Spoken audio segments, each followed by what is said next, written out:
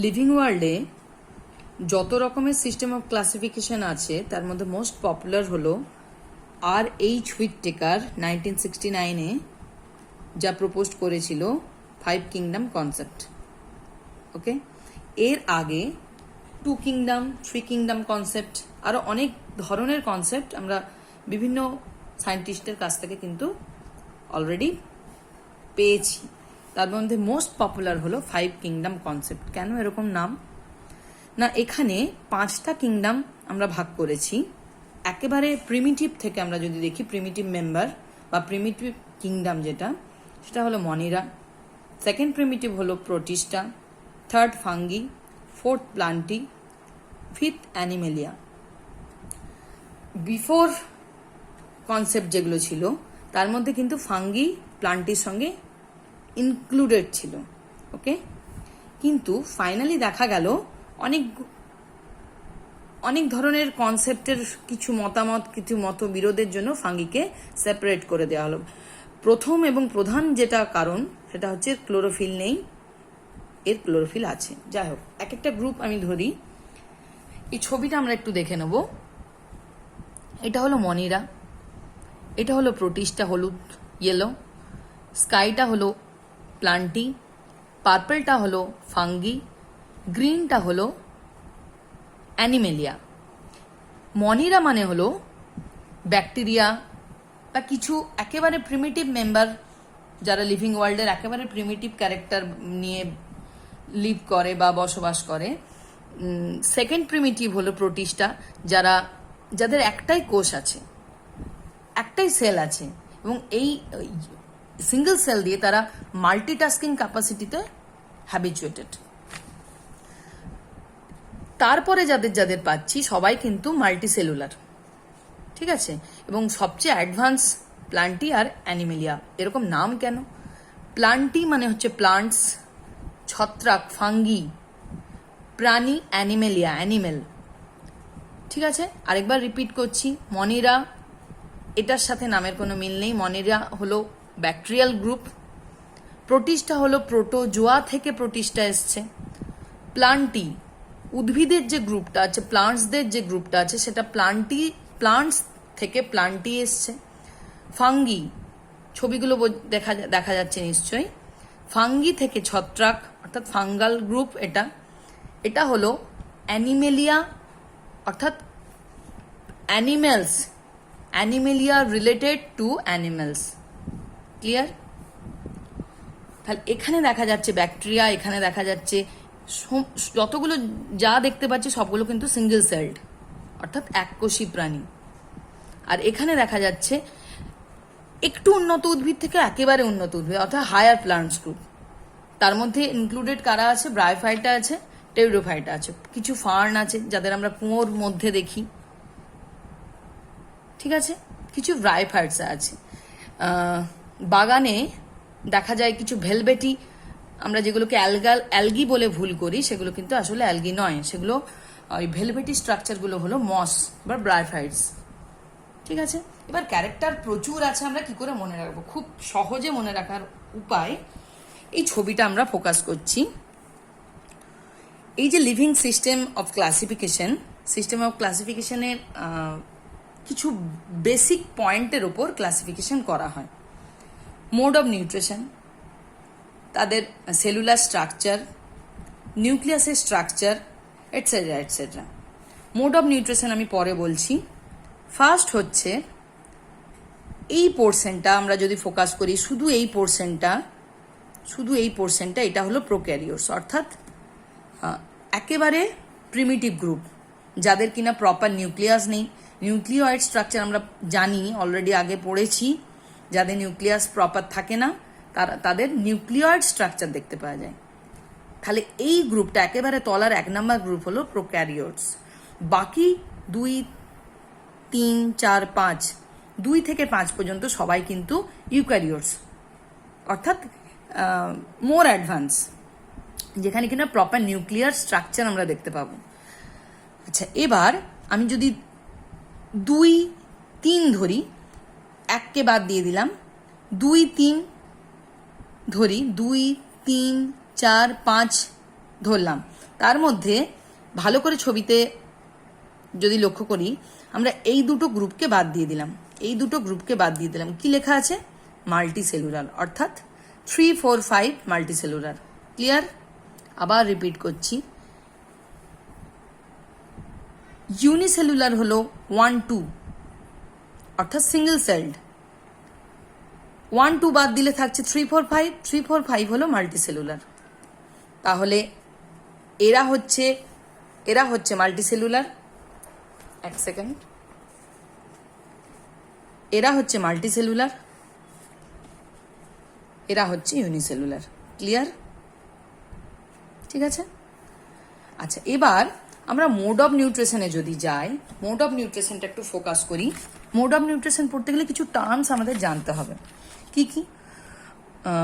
Firstly, যেসব plants বলবো না, ম্যাক্সিমাম প্লান্টস সবাই হলো অটোট্রপস।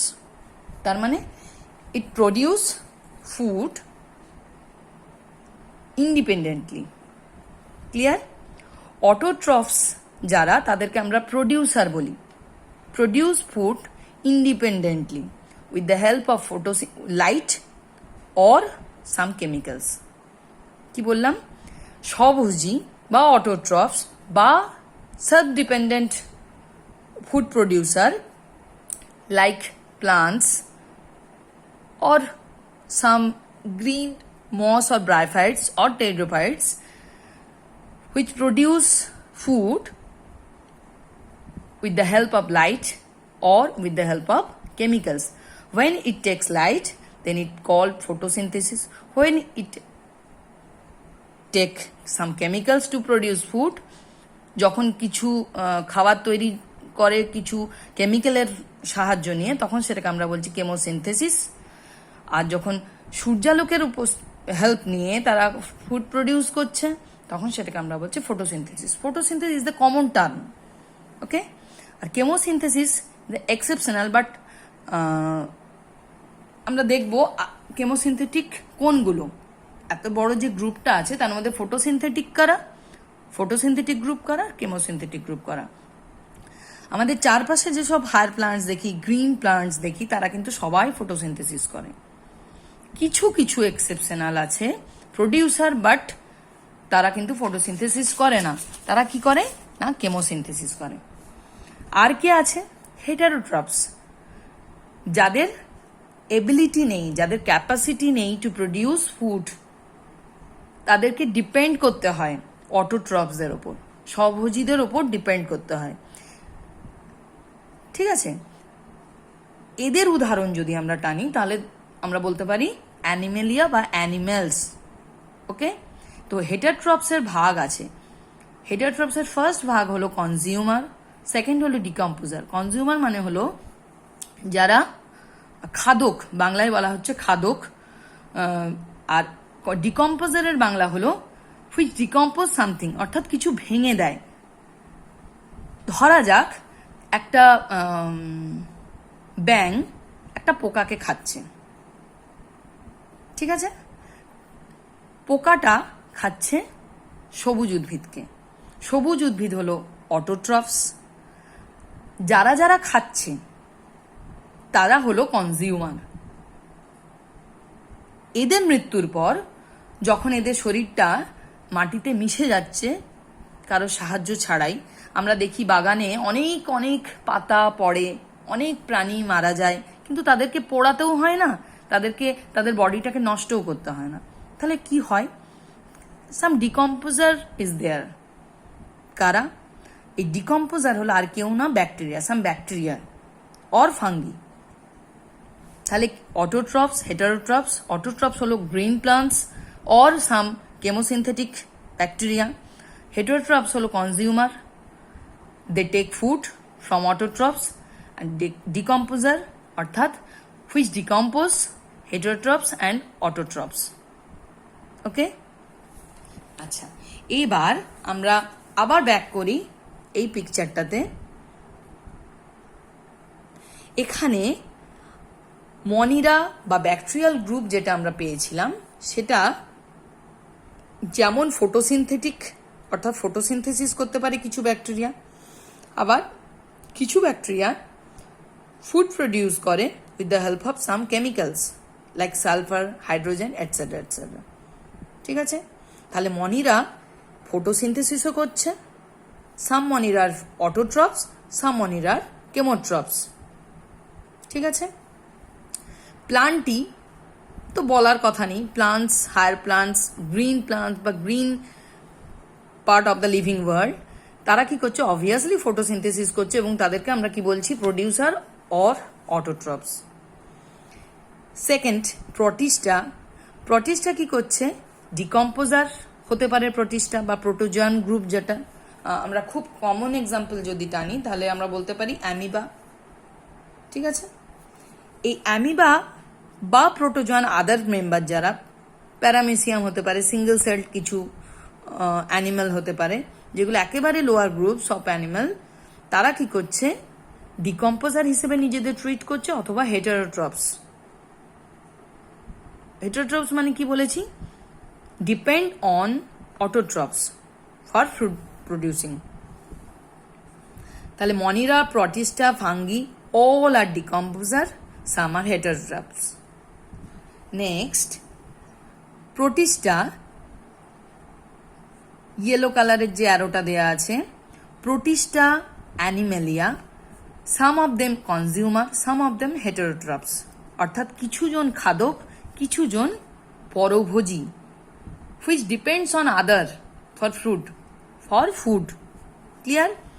তাহলে protista animalia, some of them consumer, some of them heterotrophs. কতগুলো ক্যারেক্টার পেলাম? কারা কারা কেমোট্রপস, কারা কারা ফোটোট্রপস, কারা কারা হেটারোট্রপস, 1 2 3 হেটারোট্রপস, কারা কারা হেটারোট্রপস বাট কনজিউমার। ঠিক আছে, তাহলে 1 2 4 সবুজ অ্যারো যত দূরে গেছে, ফোটোট্রপস, কেমোট্রপস, ডিকম্পোজার হেটারোট্রপস, কনজিউমার হেটারোট্রপস। তাহলে এখানে কতগুলো ফিচার্স পেলাম আমরা? কে ইউনিসেলুলার, কে মাল্টিসেলুলার, কে ইউক্যারিওটস, কে প্রোক্যারিওটস। মোড অফ নিউট্রিশনের মধ্যে অনেকগুলো পার্থক্য পেলাম। আর নিউক্লিয়াস পার্থক্য তো এখান থেকেই বোঝা যাচ্ছে। প্রোক্যারিওটস মানে এদের নিউক্লিয়েড স্ট্রাকচার থাকবে, এটা এটা এটা এটা এটা চারটে ইউক্যারিওটস, অর্থাৎ এদের নিউক্লিয়ার স্ট্রাকচার থাকবে, প্রপার নিউক্লিয়ার মেমব্রেন থাকবে।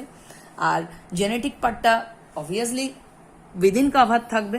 আর প্রোক্যারিওটসটা যেহেতু নিউক্লিয়েড স্ট্রাকচার থাকবে, তার ফলে ওপেন নেকেড জেনেটিক মেটেরিয়াল থাকবে এদের মধ্যে।